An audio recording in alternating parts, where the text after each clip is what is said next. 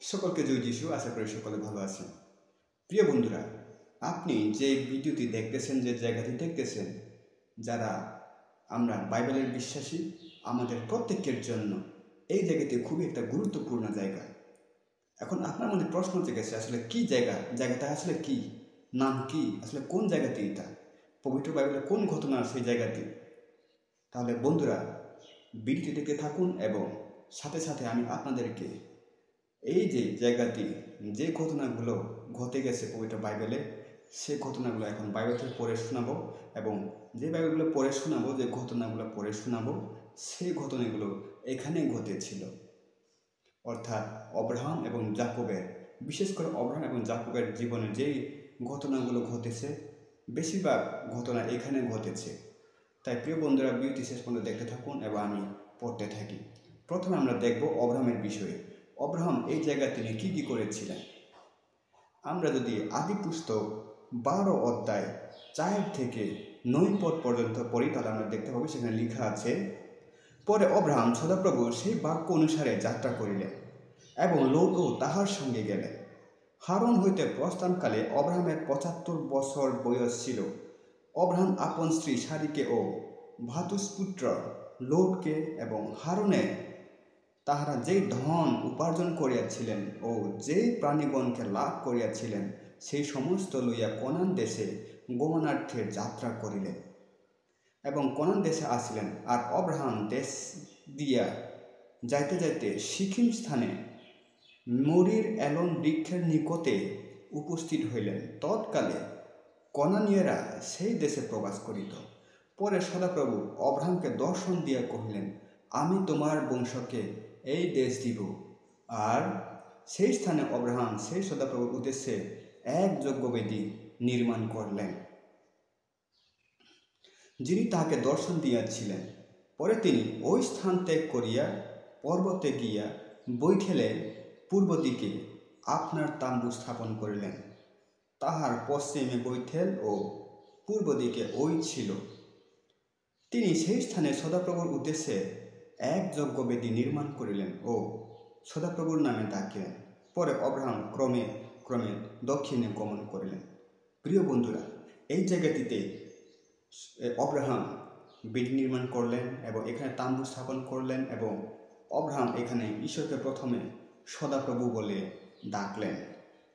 তিনি উর থেকে যখন চলে আসছেন, অর্থাৎ উরনগর থেকে, তারপর তিনি হারনে বাস করলেন। হারন থেকে তিনি যখন আসলেন, প্রথমে কনানে এসে তিনি এখানে প্রথম বসবাস করলেন এবং এখানে ঈশ্বরের যজ্ঞবিধি নির্মাণ করে সেই ঈশ্বরকে সদাপ্রভু নামে প্রথমে এই জায়গায় তিনি ডাকলেন। জায়গাটির নাম হচ্ছে বৈঠেল। আরও কী কী ঘটনা ঘটেছে দেখুন। এটা হচ্ছে অব্রাহামের ঘটনা এবং যাকবের সাথে এখানে কি কি ঘটেছে সেটা আপনারা দেখবেন। এখন আমরা দেখব আদি পুস্তক তার 28 অধ্যায় 10 থেকে 17 পদ পর্যন্ত। সেখানে কি লেখা আছে শুনুন। আর যাকব বেরশেবা হইতে বাহির হইয়া হারনের দিকে যাত্রা করিলেন এবং কোন এক স্থানে পৌঁছিলে সূর্য অস্তগত হওয়াতে তথায় রাত্রি যাপন করিলেন। আর তিনি তথাকার প্রস্তর লইয়া বালিশ করিয়া সেই স্থানে নিদ্রা যাইবার জন্য শয়ন করিলেন। পরে তিনি স্বপ্ন দেখিলেন, আর দেখো পৃথিবীর উপরে এক সিঁড়ি স্থাপিত, তাহার মস্তক গগন স্পর্শী। আর দেখো তাহা দিয়া ঈশ্বরের দূতগণ উঠিতেছেন আর নামিতেছেন। আর দেখো সদাপ্রভু তাহার উপরে দণ্ডায়মান। তিনি কহিলেন, আমি সদাপ্রভু তোমার পিতা অব্রাহামের ঈশ্বর ও ইসহাকের ঈশ্বর। এই যে ভূমিতে তুমি শয়ন করিয়া আছো, ইহা আমি তোমাকে ও তোমার বংশকে দিব। তোমার বংশ পৃথিবীর ধূলির ন্যায় অসংখ্য হইবে এবং তুমি পশ্চিম ও পূর্ব, উত্তর ও দক্ষিণ চারদিকে বিস্তীর্ণ হইবে এবং তোমাতে ও তোমার বংশে পৃথিবীস্থ যাবতীয় গোষ্ঠী আশীর্বাদ প্রাপ্ত হইবে। আর দেখো আমি তোমার সহবর্তী, যেই যে স্থানে তুমি যাইবে সেই সেই স্থানে তোমাকে রক্ষা করিব ও পূর্ণবার এই দেশে আনিব। কেননা আমি তোমাকে যাহা যাহা বলিলাম তাহা যাবৎ সফল না করি তাবৎ তোমাকে ত্যাগ করিব না। পরে নিদ্রাভঙ্গ হইলে যাকব কহিলেন, অবশ্যই এই স্থানে সদাপ্রভু আছেন, আর আমি তাহা জ্ঞাত ছিলাম না। আর তিনি ভীত হইয়া, এই কেমন ভয়াবহ স্থান, এইটা এই নিতান্ত ঈশ্বরের গৃহ, এই স্বর্গের ধার।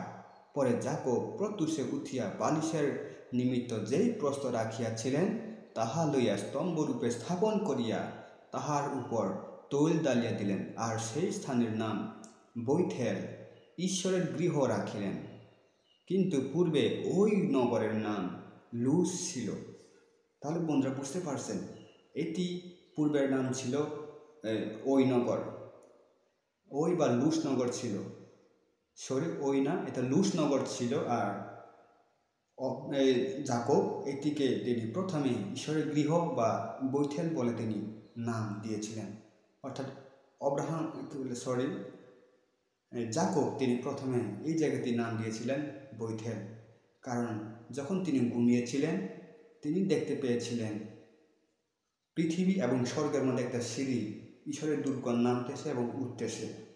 এই জায়গায় তিনি সেই দর্শনটা তিনি দেখতে পেয়েছিলেন, তার জন্য তিনি নাম রাখলেন বৈথেল। সেই জায়গায় অব্রাহাম এবং যাকব তারা স্বপ্ন দেখেছিল এবং সেই অব্রাহাম সেখানে বেদি নির্মাণ করে এবং যাকব এখানে বৈথেল বলে একটা পাথর স্থাপন করে তেল ঢেলে ঈশ্বরের গৃহ নামে তিনি নামকরণ করলেন। সেই জায়গায় দেখতে পাচ্ছেন বন্ধুরা, কত সুন্দর জায়গা, আশেপাশে কত সব কিছু দেখা যায়, একটা উপরে একটা সুন্দর একটা জায়গা। এখানে যাকব তিনি হেঁটেছিলেন, এখানে ঘুমিয়েছিলেন।